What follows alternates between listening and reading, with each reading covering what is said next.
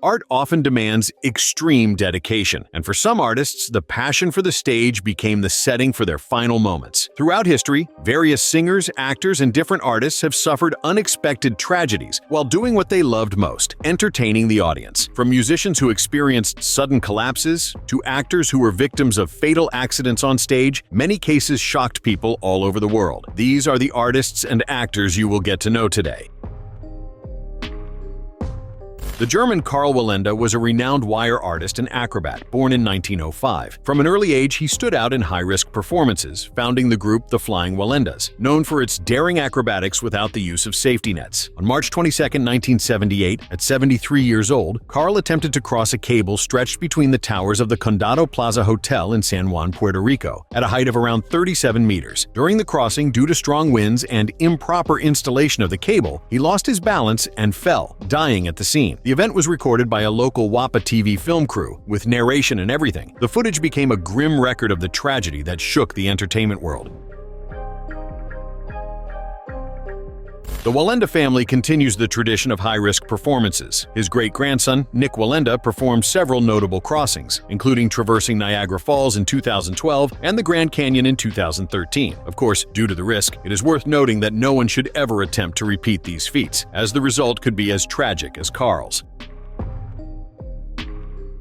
Valencia Prime, a 25-year-old drag queen, passed away on September 12, 2022, during a performance at the Taboo Lounge and Sports Bar in Philadelphia in the United States. She collapsed on stage and, despite emergency efforts, was declared dead at the scene. The Philadelphia Medical Examiner's Office determined that the cause of death was atherosclerosis, a condition characterized by the buildup of fatty plaques in the arteries, classifying the death as resulting from natural causes. Valencia Prime referred to herself as the plus-size dancing diva of Philadelphia and was a beloved figure, especially within the LGBTQIA+ community. Her death caused great commotion among friends, family, and fans who mourned the loss of an artist considered vibrant and talented. The Taboo Lounge and Sports Bar, where the incident occurred, expressed condolences in a statement, highlighting the positive energy and light that Valencia brought to the stage. The local community organized tributes to celebrate her life and legacy.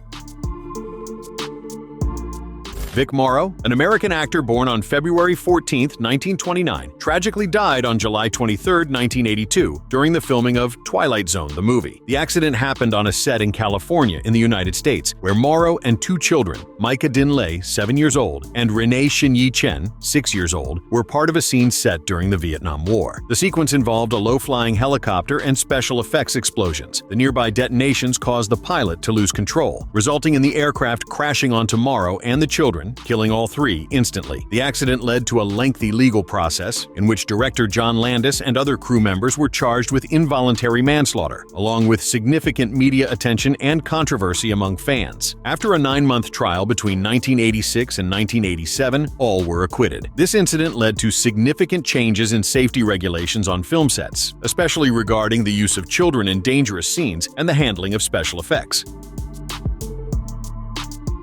Meatloaf, the stage name of Michael Lee Aday, was a renowned American singer and actor, known for his album Bat Out of Hell and for his performance in the Rocky Horror Picture Show. In a fan-recorded video, the singer was performing as usual when he fell on stage and seemed to have trouble breathing. Immediately, the group joined with the production team to assist him, and he was reportedly taken to the hospital. According to rumors, this footage was taken on the same night that the singer's death was confirmed. Although the official cause of death was not disclosed, sources indicate that he was gravely ill with COVID 19 days before he passed away. Based on some unofficial information, Meatloaf had spoken out against preventative vaccines for the disease, claiming he did not need them to go about his life, which consequently had a tragic ending.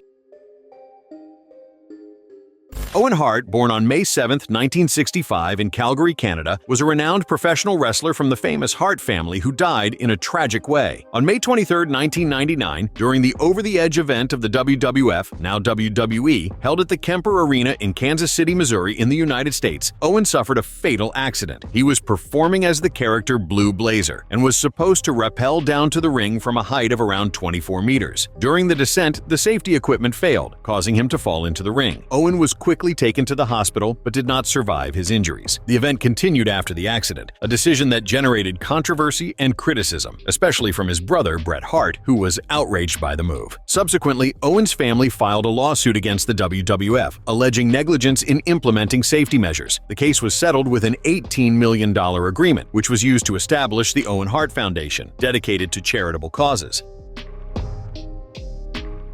Bruce Hampton, a renowned American musician and guitarist, died on May 1, 2017, during the celebration of his 70th birthday at the Fox Theater in Atlanta in the United States. During the performance of the song "Turn On Your Love Light," Hampton collapsed on stage with the microphone in his hand. Initially, the musicians accompanying him continued playing, assuming that his fall was part of the show. After a few minutes, they realized the seriousness of the situation and called for medical help, but unfortunately, Hampton did not survive. Reports say that the band's musicians and the audience really took some time to notice Hampton was in trouble, and when they did, despair took over. Ty Longley was the guitarist of the rock band Great White, who tragically died on February 20, 2003, during a fire at the Station nightclub, located in West Warwick, Rhode Island, in the United States. The fire occurred when the band's manager, Dan Bichili, activated pyrotechnics at the start of the show, which ignited the flammable acoustic foam on the walls and ceiling around the stage. Within minutes, the fire spread rapidly, resulting in the deaths of 100 people, including Longley, and injuring 230 others. This incident is considered one of the deadliest nightclub fires in the history of the United States. Subsequently, Dan Bichili was sentenced to 4 years in prison and 3 years of probation for his responsibility in the event. The tragedy prompted a reevaluation of fire safety standards in entertainment venues.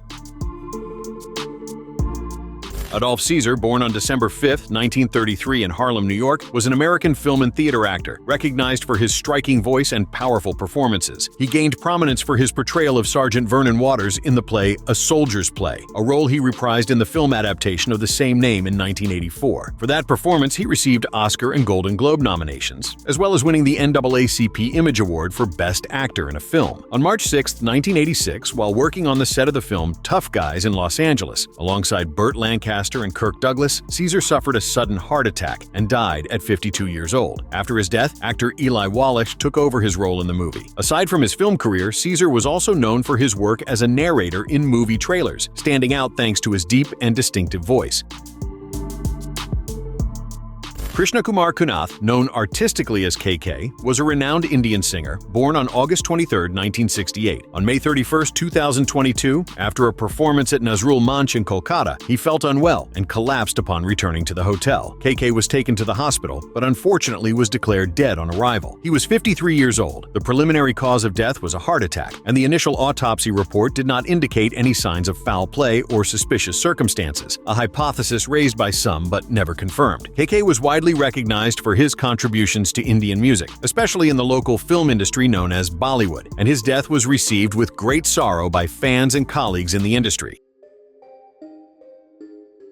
On March 18, 2023, the meteorologist Alyssa Carlson Schwartz from CBS Los Angeles fainted during a live broadcast of KCL News. While she was preparing to present the weather forecast, Alyssa lost consciousness, leaning forward and collapsing onto the desk. The show's anchors, Nichelle Medina and Rachel Kim, quickly called for a commercial break when they realized what had happened. After the incident, the station interrupted live programming, airing pre-recorded content for several hours, which naturally worried all viewers, and the situation quickly spread across the internet. This really is the calm before the storm. Not again, no! This would not have been the first health incident Alyssa faced during a live broadcast. In 2014, she vomited live while presenting the weather forecast and was later diagnosed with a leaking heart valve.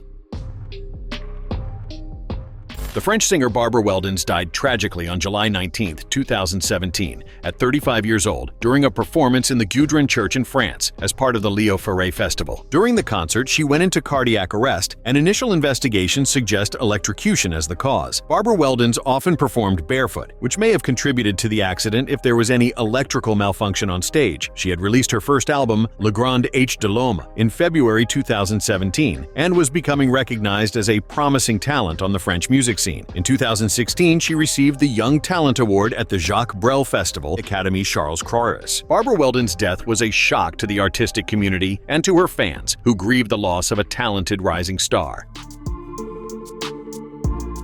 Elena Mukhina was a talented Soviet gymnast who stood out by winning the all-around gold medal at the 1978 World Artistic Gymnastics Championships. Known for her innovative and high-difficulty moves, she was considered one of the main hopefuls for the 1980 Moscow Olympic Games. In 1979, Mukhina suffered a broken leg during training, keeping her out of important competitions and compromising her preparation for the Olympics. Although she was still recovering, she was pressured by coaches and Soviet authorities to return to intense training and include highly difficult elements in her routines, including the Thomas Salto, a complex and risky move. On July 3, 1980, during a practice session at the Palace of Sports in Minsk, 2 weeks before the Olympic Games, Mukhina attempted the Thomas Salto, but missed the move, landing on her chin. This fall caused a severe fracture to her cervical spine, leaving her quadriplegic. After the accident, Soviet authorities tried to cover up the severity of the injury and downplayed the sports system's responsibility. Mukhina openly criticized the Soviet gymnastics program for its relentless pursuit of medals, often at the expense of athletes' health and safety. She died on December 22, 2006, due to complications related to her condition.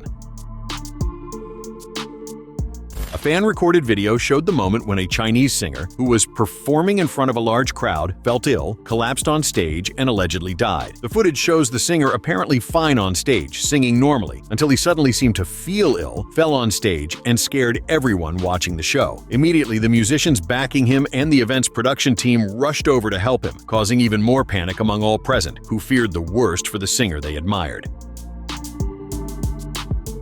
Tiny Tim, the stage name of Herbert Boutros Ghosn, was an American singer and musician remembered to this day for his unique rendition of the song Tiptoe Through the Tulips. In September 1996, during a performance at the Ukulele Hall of Fame Festival in Massachusetts, he suffered a heart attack on stage, fainting in front of the audience and causing panic, but was rescued and taken to the hospital for medical attention, where he was stabilized. Despite medical recommendations to reduce his activities due to health problems, Tiny Tim continued to perform. On November 30, 1996, shortly after the first attack, while singing his biggest hit at a benefit event in Minneapolis, he suffered another fatal heart attack on stage, dying at 64 years old.